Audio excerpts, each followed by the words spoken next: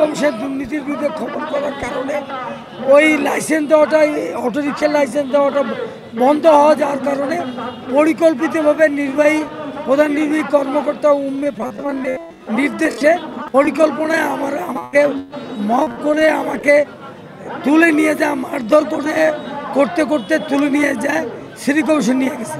যারা এই ঘটনার সঙ্গে জড়িত, আমি এ ব্যাপারে মামলা করেছি। সেই মামলায় তাদেরকে গ্রেপ্তার করার জন্য এখনও গ্রেপ্তার করা হয়নি।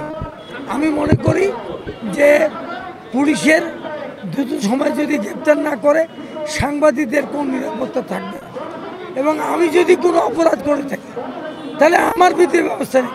আর যদি আমি অপরাধ করে না থাকি, যারা ঘটনা করে তাদেরকে কেন গ্রেপ্তার করবে না? আমি এই মানববন্ধন থেকে অবিলম্বে তাদের গ্রেপ্তারের দাবি জানাচ্ছি। রংপুরের ইতিহাসে গতকালকে যে ঘটনাটি ঘটেছে, একজন সিনিয়র সাংবাদিক তাকে তুলে নিয়ে যাওয়া হয়েছে এবং এটি প্রশাসনের যোগসাজশে তুলে নিয়ে গিয়ে তার পেশাগত দায়িত্ব পালন করার কারণে তাকে এভাবে করে নির্যাতন করা হয়েছে, তাকে মারধর করা হয়েছে, তাকে হেনস্থা করা হয়েছে। গতকালকে আমরা দেখেছি শুধুমাত্র দুর্নীতির বিরুদ্ধে নিউজ প্রকাশের কারণে একজন প্রবীণ সাংবাদিককে মব সৃষ্টি করে টানতে টানতে তুলে আনা হয়েছে রংপুর সিটি কর্পোরেশনে, এবং সেখানে তার উপর নির্যাতন করা হয়েছে, হামলা করা হয়েছে, মারধর করা হয়েছে। এবং আমরা বলতে চাই, এই যে মারধর করা হলো এবং রংপুর সিটি কর্পোরেশন প্রধান নির্বাহীর কাছে তাকে আসলে ক্ষমা চাইতে বাধ্য করা হলো। আমরা 24 ঘন্টা সময় দিয়েছিলাম, এখন পর্যন্ত কোনো পদক্ষেপ নেওয়া হয়নি। যদি দ্রুত এই দোষীদের বিরুদ্ধে ব্যবস্থা নেওয়া না হয়, আমরা আরও কঠোর আন্দোলনে যাব।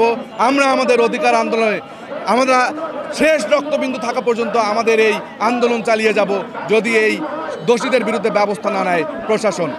দেশে আমরা 5ই আগস্টের আগেও যে এরকম সাংবাদিকরা লাঞ্ছিত হামলার ঘটনা ঘটেছে, 5 তারিখের পরে এই 1 বছরে আমরা মনে করেছিলাম যে বাংলাদেশ অনেকটাই পরিবর্তন হবে।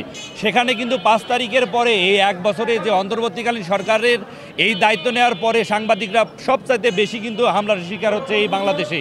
আমরা মনে করি যে সাংবাদিকদের উপরে যেভাবে হামলা হচ্ছে, আমরা এটি আসলে শেষটা দেখতে চাই। এবং লিয়াকত আলী বাদল ভাইয়ের উপরে যে হামলা হয়েছে, আমরা জুলাই যোদ্ধাদের বলতে চাই, আপনারা যে যোদ্ধা হয়েছেন, এই গণমাধ্যম কর্মীরাই কিন্তু আপনাদের হিরো বানিয়েছে।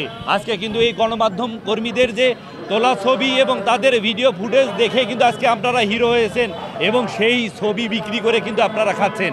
আমরা জুলাই যোদ্ধাদেরও হুঁশিয়ার করতে চাই যে বিগত সময়ে যারাই এই মুক্তিযোদ্ধার নামে যারা অনৈতিকভাবে সুবিধা নিয়েছে, তারা পরবর্তীতে লাঞ্ছিত হয়েছে।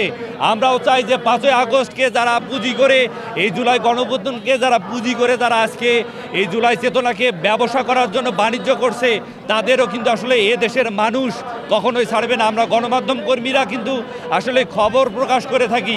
আপনারা কিন্তু এই জুলাই যোদ্ধাদের পাশে সেই প্রথম থেকেই ছিলাম। আজকে আপনারা নিজেরাই যদি অপকর্মের সাথে জড়িয়ে যান, সেখানে সাংবাদিকরা তো আপনাদের বিপক্ষে লিখবে। জুলাই যোদ্ধা মানে প্রত্যেকটা গণমাধ্যম আপনাদের পক্ষে থাকবে এমনটা না। আমরা চাই যে যারাই এই রংপুরে যারাই যে কোনো ধরনের অপকর্মের সাথে জড়িত থাকবে, তাদের মুখোশ উন্মোচন করবে এই গণমাধ্যম। আমরা সাংবাদিক সমাজ এই মানববন্ধন থেকে যে হামলা হয়েছে লিয়াকত আলী বাদল ভাইয়ের উপরে, আমরা চাই যে হামলাকারীদের দৃষ্টান্তমূলক শাস্তির চাচ্ছি। পাশাপাশি এই সিটি কর্পোরেশনের যারা দায়িত্বে রয়েছে, তাদের অবশ্যই দায়িত্বের অবহেলা রয়েছে। এরকম একটি জায়গায় কিভাবে একজন সিনিয়র সাংবাদিককে নিয়ে গিয়ে তারা নির্বিচারে তাদের উপরে হামলা করতে পারে। আমরা চাই খুব দ্রুত সময়ের মধ্যে তাদের শনাক্ত করে আইনের আওতায় নিয়ে আসার।